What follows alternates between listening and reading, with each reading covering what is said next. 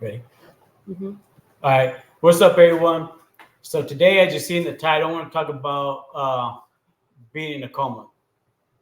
I was in a coma, and this right now it's a little touchy for me because, well, it's a touchy subject. But I want to talk about being in a coma, my experience about being in a coma. I really don't remember being in a coma. Now we hear sirens. I don't want to say the abbreviations, but flashbacks. We just say flashbacks. Um, so I was hit by a drunk driver. As those that don't know, I was hit by a drunk driver. It led me. I was on my way to work. I'm not gonna get too much details because this is about being in a coma. And the reason why I'm bringing this up because one, uh, finally I got somebody here to make a couple recordings. So my videos will drop Friday. I'm gonna make it right after this. So it's not that I haven't took a shower in the same clothes. Honestly, we haven't been able to afford any razors. But I want to make another video right after this for Friday.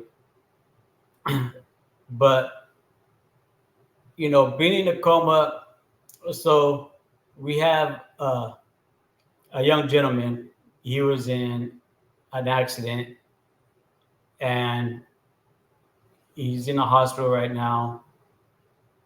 And they're saying they're saying they don't want nobody in there because he was having some visitors, and he's in a coma. He has a brain bleed. I as well had a brain bleed, a bad brain bleed in the middle of my brain that was explained to me, but it was a part of my brain that is non-surgical for the brain bleed, and I was in a coma. I had a lot of brain damage.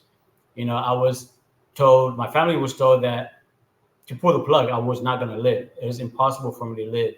Um, I'm here. I'm a miracle, and but they were saying it's impossible for me to live.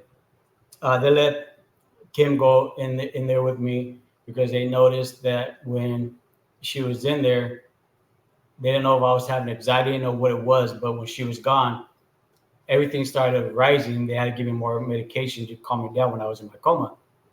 And I think her being there calmed me. But see, here's the thing. I'm speaking about medically wise because they're saying medically wise, not letting nobody go visit this young gentleman, which I got nothing but love for him. I've seen him play football with my nephew. I've seen him play. Uh, I know his well. Unfortunately, he's in a bad situation right now, and they're saying medically wise, he's not able to have any kind of visitors, not family, not nobody, because when he has visitors, everything goes sky high. His heart rate goes high. I guess he started shaking. He started, his monitor started going off. So medically wise, they don't want nobody in there visiting him. And you see, that's what sucks. Let at least one person go in there and calmly talk to him. Because me personally being in a coma, you feel the presence of your visitors. You know you're being loved. Uh, me personally, I was not supposed to live. But when I had visitors, I don't remember, but I know being in a coma, one thing I do remember is feeling the love that was in the room with me. One thing I do remember is, certain people I do remember being in there. Uh, but that's probably why everything's rising because he feels the love. He's happy. He's getting excited. He's fighting. He's in there. He's in there and he's fighting. He's feeling the love. And you take that away from him, that can cause him to give up. And medically wise, I can understand everything's going wild, everything. Okay, give him medicine to calm him down, but let them be in there still because he's feeling their love. That's causing him to fight. But you take that away from him, that can give him a chance, him not feeling the love around him not feeling uh, like, I don't know. Honestly, I have no clue if I had an out of body experience. I honestly have no clue. I don't remember if I did. Certain flashbacks, I don't know if it's messing in my head, but I really don't talk about it. Very rarely I've talked about it, lately. But I really don't. A lot of things I don't talk about because I don't know if it's true. It's just my head messing with me. being in the coma, it left me completely blind, and I'm an amputee and so much more. For those that don't know my story, just a brief little segment. But I did have a brain bleed that was non-surgical. Luckily, now it's no longer there. Um, I did have a lot of brain damage. I was supposed to have no brain memory when I did come out of my coma, when I proved the doctors wrong, and I lived. Uh, I literally woke up listening to doctors telling Kim to pull the plug on me because there was no chance of living. And I guess that wasn't the only time. But listening to what's going on right now, it hurts me to my soul because his soul's in there, his spirit's in there. He's fighting, and him feeling the love. That's why he's starting to shake and his things are rising. Give him some medicine to calm him down, but let at least one person at a time go in there and slightly whisper, let him feel the love that he has, because that's what's helping him fight. Honestly, that's what's helping him fight. And I'm talking from personal experience that I've gone through.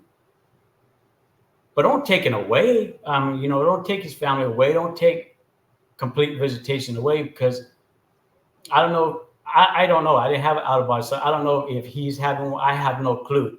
Um, but one thing I do know is the presence in the room with him. If he's not feeling that, that can cause him to give up. I can understand medically, give him medication to calm him down, but let him feel the love. Being in a coma, I felt that, and I think that's what helped me fight even stronger. One, I wasn't gonna leave my family, period. But let him feel the love of his family, of his friends. Let them feel their presence in a physical form to help him fight. Him going, having this commotions that he's going through while having visitors. That's him showing that he's in there. That's him showing that he's fighting. That's him showing that he's gonna make it. Um, so don't give up on him. To his family, don't give up on him, and I hope they see this. But medically wise, show this to the medical people from somebody that knows experience from being in a coma that was pretty much pronounced dead, that did die 3 times, that wasn't supposed to make it, that had a brain bleed in a part of his brain that was non-surgical. I've lived it. I've been there. I know personally. I was hit by a drunk driver. It caused me a lot more than just the coma and brain damage I'm talking about. Uh, but being there personally, knowing what's going on, yeah, fill him up with medicine and let him feel the love of his family. Let him feel the love. And I'm speaking because this I know personally. He's showing going through this fighting. He's showing that he's in there and he's fighting. But you take that presence of the physical love away from him, and he's not feeling it on a physical form, his soul, his spirit, he might give up. So medically wise, this is what they don't understand. You can't take that away from him. You want to, give him some medicine to calm him down for he won't. That's fine. Cool. Do that. But don't take the love, the physical love away from him, because that might cause him physically to give up, and his spirit won't be able to fight, because there are separations with your spirit, your soul, and your physical form. And if his body gives up because he's not feeling that physical love, then his spirit won't have a choice but to leave his body. Um, so I'm just speaking from experience. This is truly coming from my bottom of my heart. Him fighting and showing when people are having visitors, and the medical saying, he can't have no visitors because it's raising all his monitors. Give him a medicine. Let him calm down with medicine. But he's showing he's fighting. He's showing that he's there. He's showing that he hears them. And from experience, when somebody's in a coma, talk to them, hold their hand. If they start rising a little bit, the blood pressure, whatever the monitor says, okay, just kind of silence and just softly talk to them. Let him feel your love, or her, whoever the case may be. But in this case, him. And in my case, me. But what he's showing right now, he's showing his family not to give up on him. He's being strong. He's not ready to leave from my personal experience, he's showing he's not ready to leave and he's fighting.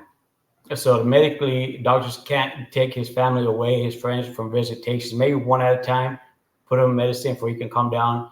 But he's in a coma, he has brain bleed, he has punctured lungs, but he's showing his family and his friends that he's fighting, he's there, he knows they're there, he showing that he's feeling that love. So medically, I can see, they have to calm him down. But what medically wise they're not understanding through a medical aspect is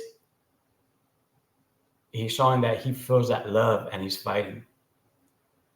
So on a medical aspect, if I can talk to and explain to a medical aspect, don't take that away from him because that might cause his body to give up.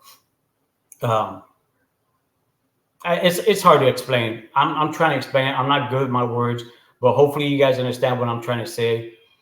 I want to see if I can talk to one of his family members and even to the doctors. Honestly, it's something that they can't do is take away all visitations because it might cause his body to give up. Because him right now fighting, showing, going his monitors going off and him going through. They don't know if it's a seizure or what it is. Me personally, I think he's just showing that he's fighting. Uh, don't take that visitations completely away because it might cause his body to give up.